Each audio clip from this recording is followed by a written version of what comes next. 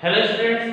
तो अपने लेक्चर को स्टार्ट करते हैं। लास्ट लेक्चर में हमने पढ़ा था कि लाइट रेज क्या होती है, प्रकाश किरणें क्या होती हैं, और उसके बाद मैंने आपको बताया था कि हम किस टाइप से एबल हो पाते हैं किसी भी चीज को देखने के लिए, किसी ऑब्जेक्ट को विजिबल होने के लिए क्या क्या चीजों की रिक्वायरमेंट होती है, क्या फिनोमिना होता है जिससे हम क्या कोई भी चीजें, कोई भी ऑब्जेक्ट आसानी से देख पाते हैं। मैंने आपको कल बताया था कि सिंपली वहां पर एक फिनोमिना होता है, एक प्रोसेस होती है, प्रक्रिया होती है जिसमें लाइट किसी ऑब्जेक्ट पर पड़ती है और उस पर पड़ने के बाद हमारी आंखों पर पड़ती है।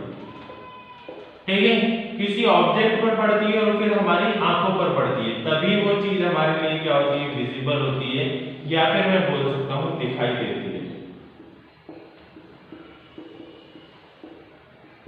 ठीक है, ये हम कल पढ़ चुके हैं। अब आज जो हम पढ़ने वाले हैं नॉर्मली वो है रिफ्लेक्शन। ठीक है, रिफ्लेक्शन क्या होता है, परावर्तन क्या होता है। किसी ऑब्जेक्ट से टकराने के बाद लाइट किस डायरेक्शन में जाती है, क्यों जाती है और क्या एंगल बनाते हुए जाती है, ये सारी चीजें हमें कौन बताता है, रिफ्लेक्शन बताता है। और एवन अगर मैं देखूं कि लाइट कभी भी किसी ऑब्जेक्ट पर पड़ती है और उसके बाद वहां से परावर्तित होती है, रिफ्लेक्ट होती है, तो ये फिनोमिना ही क्या है, रिफ्लेक्शन। ठीक है, एक डायग्राम से हम इसको एक्सप्लेन करते हैं।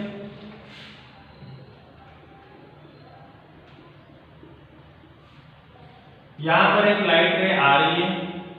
ठीक है, मैं यहां पर एक नॉर्मल बना देता हूं। नॉर्मल एक इमेजिनरी रे होती है। ठीक है, तो मैं यहां पर एक नॉर्मल बना देता हूं। यहां पर लाइट रे आई और यहां से परावर्तित हो गई और इस डायरेक्शन में चली गई। ठीक है, अब ये तो हमारा नॉर्मल हो गया, ये इंसिडेंट रे, रिफ्लेक्टेड रे। अब हम बात करते हैं यहां पर कौन कौन से किरण होती है और यहाँ पर क्या फिनोमिना हो रहा है, तो ये है परावर्तन। ठीक है, यहाँ पर मैं लिख देता हूं, रिफ्लेक्शन ऑफ लाइट। हिंदी में अगर हम बोलेंगे तो प्रकाश का परावर्तन, परावर्तन। ठीक है, प्रकाश का परावर्तन, इस तरीके से इसको हम इंडिकेट करेंगे। यहाँ पर नॉर्मल और ये देखते हैं।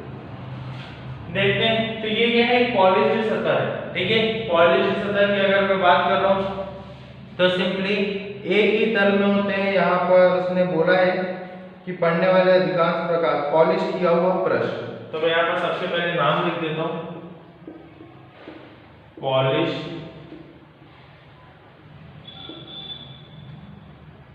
पॉलिश किया हुआ पृष्ठ। ठीक है, ये हो जाएगी हमारी आपतित किरण, आपतित किरण। ये हो जाएगी हमारी परावर्तित, परावर्तित किरण। ठीक है, और एक जिसे हम नॉर्मल ही बोलते हैं, तो हिंदी में इसे बोला जाता है आपतन बिंदु पर अभिलंब तथा परावर्तित किरण। आपतित किरण दर्पण के आपतन बिंदु पर अभिलंब तथा अभिलंब बोलते हैं। ठीक है, इसे क्या बोला जाता है, अभिलंब। ठीक है, तो ये क्या हो गया, हमारे सिंपल पॉइंट्स हो गए। अब पॉइंट्स हम देखते हैं क्या होगा। सबसे पहले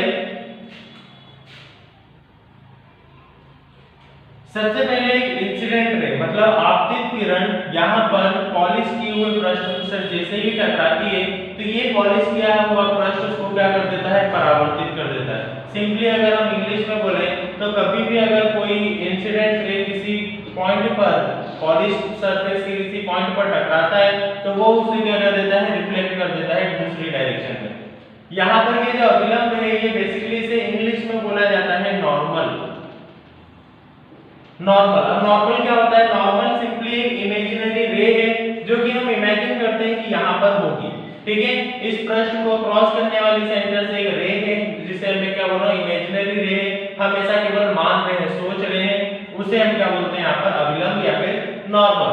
जो लाइट रे आ रही है किसी सोर्स से, ठीक है, अगर मैं बात करूंगा टॉर्च से, अगर मैं लाइट यहाँ पर मारता हूँ तो यहाँ पर जो लाइट आ रही है उसे हम आपतित किरण बोलते हैं।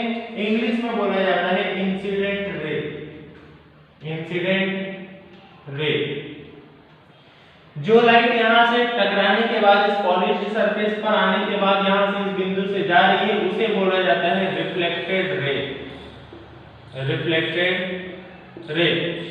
पॉलिश किए हुए पृष्ठ को बोला जाता है प्लेन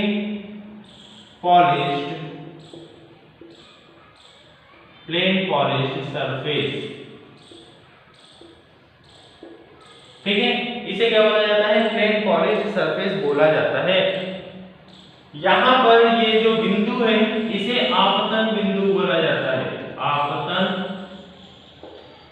बिंदु,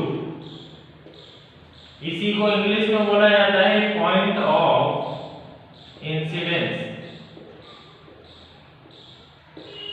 ठीक है, इंसिडेंटल पॉइंट है यहाँ पर, या फिर हम इसको क्या बोल सकते हैं? Point of incidence. अब अविलंब के साथ आपतित किरण जो कोण बनाती है इसे आपतित कोण बोला जाता है। इसे मैं एंगल आई यहाँ पर भी लिख रहा हूं। परावर्तित किरण के साथ अविलंब जो कोण बनाती है उसे हम परावर्तन कोण बोलते हैं। तो एंगल आर लिख रहा हूं। ठीक है, मैं यहाँ पर आपको बता दूंगा एंगल आई क्या है और एंगल आर क्या है। मैं लिख ही देता हूँ यहाँ पर। एंगल आई बराबर हिंदी में अगर हम बोलते हैं तो आपतन कोण। एंगल आई क्या है? आपतन कोण। और एंगल आर क्या है यहाँ पर? परावर्तन कोण। ठीक है, एंगल आई हो जाएगा आपतन कोण, एंगल आर हो जाएगा परावर्तन कोण। कुछ इस तरीके से अगर हम यहाँ पर देखें सिंपली क्या हो रहा है, तो एक आपतित किरण है, अगर मैं बात करूं incident ray plane polish surface पर टकरा रही है और वो सरफेस उसको क्या कर रही है? रिफ्लेक्ट कर रही है। ठीक है, अब यहाँ पर एक नॉर्मल है, नॉर्मल के साथ इंसिडेंट रे जो एंगल बना रही है उसे हम बोल रहे हैं angle of incidence. Angle of incidence. ठीक है, नॉर्मल के साथ रिफ्लेक्टेड रे जो एंगल बना रही है उसे हम बोल रहे हैं angle of reflection. Angle of reflection. ठीक है, अब यहां पर देखते हैं दोनों एंगल्स हमें समझ में आ गए, angle of incidence, angle of reflection दोनों क्या होते हैं। ठीक है, अब एक बार हम हिंदी ट्रांसलेशन करते हैं। देखो सिंपल सी बात है, इंसिडेंट रे यहाँ पर आ रही है पॉलिश सरफेस पर, उसको टकराने के बाद वो रिफ्लेक्ट होकर जा रही है। जो रे आ रही है उसे हम इंसिडेंट रे बोल रहे हैं क्योंकि वो यहाँ पर इंसिडेंट हो रही है। उसे हम आपतित किरण बोल रहे हैं क्योंकि वो यहाँ पर आ रही है। यहाँ से रिफ्लेक्ट हो रही है, परावर्तित होकर जा रही है, इसलिए हम इसको क्या बोलते हैं? रिफ्लेक्टेड रे या फिर परावर्तित किरण। ये नॉर्मल और ये तीनों इसी पॉइंट पर आ रहे हैं, इसलिए इस पॉइंट को क्या बोला जाता है? आपतन बिंदु, क्योंकि इस बिंदु पर ये सब आ रहे हैं। पॉइंट ऑफ इंसिडेंस, क्योंकि सारे पॉइंट्स जो है वो यहीं पर इंसिडेंट हो रहे हैं। ठीक है, ये जो मैंने लाइनिंग बनाई हुई है ये किसकी लाइनिंग है? पॉलिश की लाइनिंग है। पॉलिश क्यों किया गया है? इसलिए किया गया है कि जब लाइट रे यहाँ से आए और इस पीछे मतलब कांच के हमने पीछे अगर पॉलिश नहीं किया होगा तो लाइट रे यहाँ से क्रॉस हो जाएगी। ठीक है, क्रॉस ना हो इसलिए मैंने यहाँ पर क्या कर दिया है? पॉलिश कर दिया। नॉर्मल अविलंब एक ऐसा सिंपल सा एक हमारे पास लाइन है जो कि हमने इमेजिन किया है, जो कि हमने केवल माना है। ठीक है, तो ये हो गया हमारा रिफ्लेक्शन। अब मैं हिंदी इंग्लिश में एक बार पढ़ के बता देता हूँ इसकी डेफिनेशन क्या है।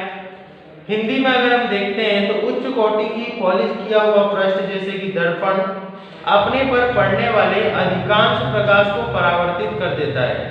आप प्रकाश के परावर्तन के नियमों को पहले से ही परिचित हैं। अब सिंपली इसने ये बोला है कि हम पहले की क्लासेस में भी रिफ्लेक्शन पढ़ चुके हैं। ठीक है, तो हमें वही यहाँ पर दिया हुआ है। इंग्लिश में अगर हम देखते हैं तो a highly polished surface such as mirror reflect most of the light falling on it. You are already familiar with the laws of reflection of light. अब हम पढ़ते हैं इसके लॉ क्या है। अब लॉ अगर हम देखें तो लॉ काफी ज्यादा सिंपल है। पहला लॉ जो है वो ये बोलता है angle of incidence is always equal to angle of reflection. मतलब क्या है कि आपतन कोण हमेशा परावर्तन कोण के बराबर होगा। अगर आपकी लाइट रे यहाँ से 30 डिग्री के एंगल से आ रही है तो यहाँ से भी कितने के एंगल से जाएगी? 30 डिग्री के एंगल से जाएगी। अगर आपकी आपतित किरण 30 डिग्री का कोण बनाते हुए आ रही है तो वो 30 डिग्री का कोण बनाते हुए ही जाएगी। ये पहला लॉ है रिफ्लेक्शन का, परावर्तन का पहला नियम यही है। दूसरा नियम ये है कि आपकी आपतित किरण, अभिलंब और परावर्तित किरण तीनों एक ही प्लेन पर और एक ही पॉइंट पर रहेंगे। ठीक है, उसमें लिखा हुआ है आपतित किरण दर्पण के आपतन बिंदु पर अभिलंब तथा परिवर्तित किरण सभी एक ही तल में होते हैं। एक ही तल में, एक ही बिंदु में होते हैं, एक ही प्लेन पर, एक ही पॉइंट पर ये सब होंगे। जैसा कि हम यहाँ पर दिख रहा है कि ये भी इसी पॉइंट पर है, नॉर्मल भी इसी पॉइंट पर है और परावर्तित किरण भी इसी पॉइंट पर है। तो हमने यहाँ पर देखा, मैं लिख देते हैं यहाँ पर reflected ray, incident ray and normal और lie on the same plane। ठीक है, हिंदी मीडियम में हम लिख लेंगे, हिंदी मीडियम वाले लिख लेना, मैं यहाँ पर बोल रहा हूँ आपतित किरण, परावर्तित किरण और अभिलंब तीनों एक ही तल पर, एक ही बिंदु पर रहेंगे। ठीक है, तो हमने यहाँ पर रिफ्लेक्शन पढ़ा और उसके लॉ पढ़ा है, वो आपको समझ में आ गया होगा। कल हम मिरर से स्टार्ट करेंगे, इसको एक बार मैं रिवाइज करवाऊंगा और कल हम मिरर से आगे का टॉपिक स्टार्ट करेंगे। Thank you.